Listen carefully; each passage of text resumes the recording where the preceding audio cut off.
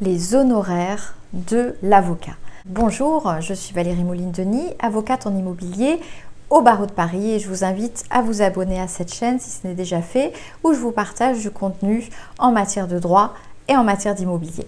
Alors, les honoraires d'avocat. Tout d'abord, sur le taux horaire de l'avocat, parce que c'est un fantasme, ça reste un peu un mythe. Entre 100 € ou 500 €, qu'est-ce que ce taux horaire? Il faut savoir que chaque avocat, à un instant T, a un taux horaire qui correspond en fait à, c'est une référence pour un avocat, qui correspond à son degré d'expérience, d'expertise en la matière et qui tient compte de la complexité des problématiques qu'il traite. Et bien évidemment, c'est un taux de référence, c'est-à-dire que dans son activité, il peut traiter des affaires plus ou moins complexes et donc ce taux-là peut aussi être modulé à la hausse ou à la baisse selon le type d'affaires qu'il traite. Alors, vous l'aurez compris, ce taux horaire, il évolue au fur et à mesure que l'activité de l'avocat. Vous n'aurez pas le même taux horaire d'un jeune avocat qui sort de l'école que d'un avocat expérimenté qui a 30 ans d'expérience et d'expertise dans une niche particulière. Effectivement, ce n'est pas la même chose, ce n'est pas comparable en fait. Deuxièmement, comment ça marche? Comment l'avocat facture? Comment se passe la prise de contact avec un avocat? Comment va-t-il falloir le rémunérer? Quand on contacte un avocat, il y a plusieurs possibilités. Soit on le contacte par téléphone. Là, il y a des avocats qui vont faire payer la consultation téléphonique par téléphone. Et en général, c'est indiqué, souvent c'est sur leur site internet ou par le biais de plateformes, le prix de la consultation est indiqué. Il y a d'autres avocats qui ne font pas payer la consultation, en tout cas l'appel téléphonique, parce que ce n'est pas une consultation téléphonique. Donc vous allez pouvoir discuter brièvement avec un avocat ou avec éventuellement son assistante pour exposer votre besoin et l'avocat va apprécier et voir s'il peut répondre à ce besoin-là et vous proposer une consultation juridique ponctuelle ou un accompagnement plus poussé. Également, lorsqu'on est reçu par un avocat, premier rendez-vous, parfois certains avocats le font payer et puis d'autres ne le font pas payer ou alors on peut le faire payer mais ce sera déduit de la procédure à suivre ou des diligences à suivre si le dossier se poursuit. Bref, il y a plusieurs types de fonctionnement. Il suffit tout simplement de poser la question à l'avocat ou de lire les modalités de son fonctionnement sur son site internet parce que parfois tout est expliqué et comme ça il n'y a pas de surprise. S'agissant du paiement, il y a à la base une convention d'honoraires qui est obligatoire qui vous lie avec votre avocat. Alors cette convention d'honoraires, c'est un contrat que l'avocat a rédigé et vous envoie pour signature. Et cette convention va fixer le prix de son intervention ou en tout cas les modalités de facturation de son assistance et également sa mission. Ensuite, soit vous le paierez en une fois, soit en plusieurs fois avec l'accord de votre avocat. Donc il faut vous mettre d'accord sur les modalités de paiement. Souvent, une provision va vous être demandée.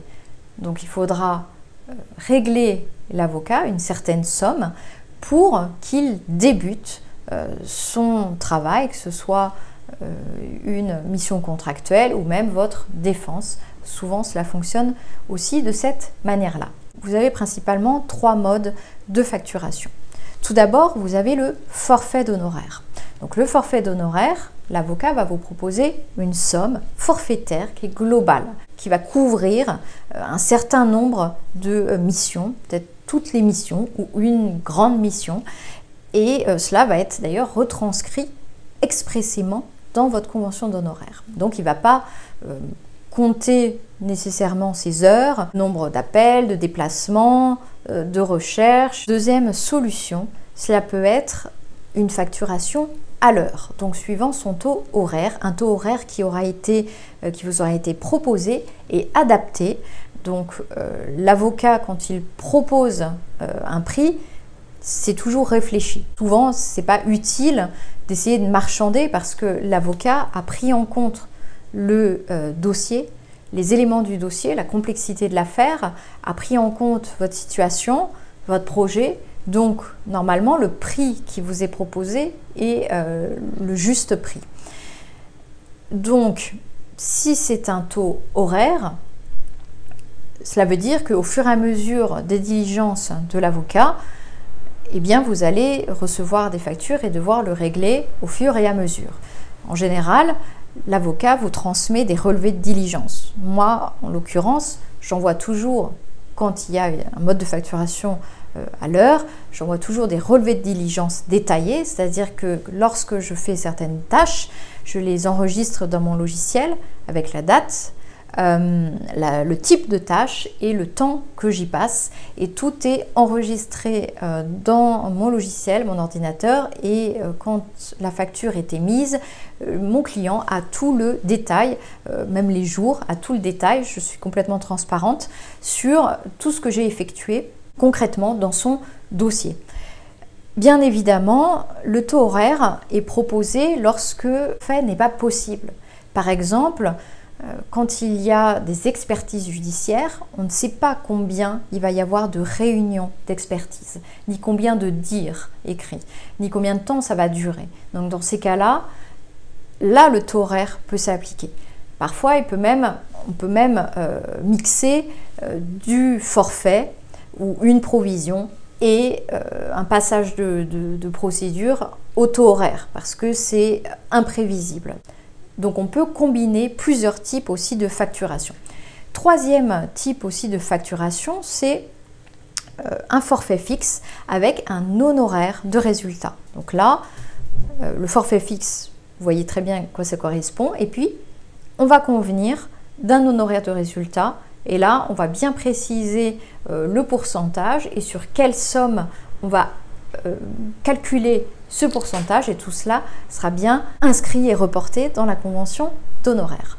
Alors vous l'aurez compris, l'avocat est aussi un prestataire de service, et donc ces honoraires ne doivent pas être un sujet tabou avec lui.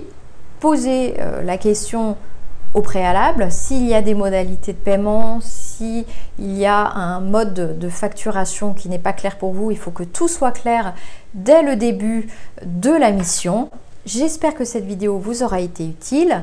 Si vous avez envie de visionner d'autres vidéos sur le rôle de l'avocat ou son activité, vous pouvez regarder d'autres vidéos sur ma chaîne. Et moi, je vous retrouve dans une prochaine vidéo. Au revoir.